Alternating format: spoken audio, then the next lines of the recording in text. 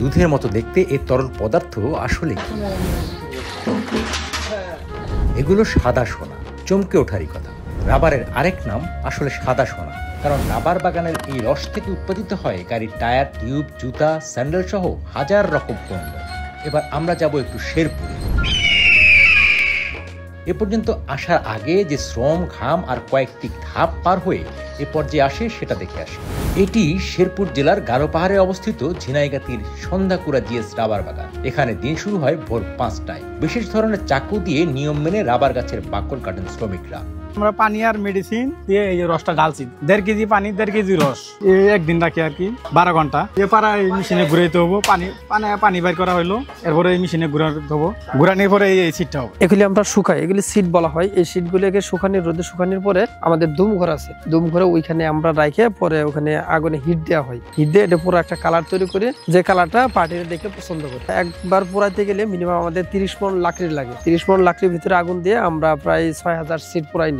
যেটা রোদ বেশি পায় ওটার কালার ভালো আসে, যেটা রোদ কম পায় ওটার কালারটা একটু খারাপ হয়। ভালো কালার আমাদের দরকার চকলেট কালার, কিন্তু আসলে মূলত চকলেট কালার সবকিছু হয় না, আমরা চেষ্টা করি চকলেট কালার। প্রতি মাসে মিনিমাম আমাদের 4 থেকে 4500 সিট আসে। এটার ব্যবহার বিভিন্ন, মনে করেন গাড়ির টায়ার, টিউব তৈরি করা হয়, বিভিন্ন রাবার তৈরি করা হয়, এগুলিতে জুতার সোল তৈরি করা হয়, এই সমস্ত বিভিন্ন কাজে তৈরি করা হয় আর কি, ব্যবহার করা হয়। গাছ কাটার একটি নির্দিষ্ট সময় পর চলে রস সংগ্রহ। ভোরবেলা থেকে আমরা কাজ শুরু করি, যখন আবার তাপমাত্রা বেশি হয়ে যায় তখন রস কম আসে, জন্য ভোরবেলা থেকে কাজ শুরু করি আমরা, যেন রসটা তাড়াতাড়ি একটু বেশি আসে, না কমে। প্রতিদিন একজনের বাগে 350 গাছ কাটতে হয়। আমরা ফজর আজান দেওয়ার পর থেকে শুরু করি, কাটা হয় মনে করেন 3 ঘন্টা থেকে 3.5 ঘন্টা। এই বাটি রাখা হয় গাছ কাটার পর, যেন রস বাইরে না পড়ে, এজন্য রাখা হয়। ওখানে উপর থেকে আস্তে আস্তে নিচ পর্যন্ত আসা হয় কাটতে কাটতে। এরপর যখন এই সাইড শেষ হয় আরেক সাইডে যাইতে হয়, পরে আবার নতুন করে কাটতে হয়। মনে করেন 4 ঘন্টা পর আমরা বাল্টি নিয়ে আসি, নিয়ে এসে আবার জড়া করে নিয়ে যাই। একটা পরিমাণ আছে, পরিমাণ অনুযায়ী কাটতে হয়। আবার মনে করেন বেশি ডাবা দিলে কাটে যায় লাগবে, তখন কিন্তু রস আসবে না। গাছ অনুযায়ী মনে করেন কিছু গাছ রস বেশি দেয়, আবার কিছু গাছ কম দেয়। এই গাছের পুরো বয়স তো প্রায় মনে করেন 30 থেকে 35 বছর হয়ে গেছে, এখন রস দিতেই আছে, ওইভাবে কাজ চলতেই আছে। সংগৃহীত রস এবার চলে যায় কারখানায়, সেখানে এবার শুরু হয় আরেক কর্মযজ্ঞ।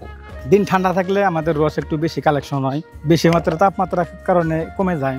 আমরা ঢাল সিজনে মিনিমাম প্রায় 225 থেকে 30 কেজির মতো দৈনিক রস আসে। আর 230 কেজি রস থেকে সিট আসে আপনার 155, 150 এরকম। কাস্টমাররা আমাদের এখানে আসে না, আমরা এখান থেকে শেরপুর পাঠাই দিই, শেরপুর থেকে কোম্পানি ঢাকা নিয়ে যায়। এখন 600, 700, 800 এটা কাঁচা, শুকানোর পরে 400 হয়, 450 হয়, 350 হয়, কেজি হিসেবে হয়, মন হিসেবে বিক্রি হয়।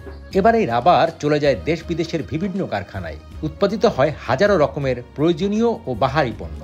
রাবার দিয়ে যে সমস্ত উৎপাদন করা যায়, তাই এগুলি দিয়ে সবকিছুই রাবার করা হয়। চিকন করে কাটতে হয়। আপনি যদি মোটা করে কাটেন তাহলে গাছটা নষ্ট হয়ে যাবে, সেটা মানসম্মত হবে না। এই জন্য চিকন করে কাটতে হয়, তাতে করে রসটা বেশি দিন আর কি আসে। সিজন টাইমে ওখানে থেকে প্রায় 550 থেকে 600 কেজির মতো রস আসে প্রতিদিন। একটা গাছ লাগানোর পর 10 থেকে 12 বছর পর একটা গাছ থেকে রস আসে। একটা গাছ থেকে আসলে এটা কোনো লিমিট নাই, মানে দীর্ঘদিন মিনিমাম 40 বছরের বেশিও যায় আর কি। এখানে গাছ আছে প্রায় 6000 উপরে গাছ আছে। এটা হচ্ছে মানে চারা গাছ আছে আমার প্রায় 4000, আর মানে বড় গাছ যেটা আর কি, এই বড় গাছ আছে 6000, এভারেজে প্রায় 12000 মতো আছে টোটাল। এক একটা গাছ থেকে একদিন পর রস আসে। এগুলো পরিচর্যা বছর বছর সার দিতে হয়, সার না দিলে আবার রস কম আসে।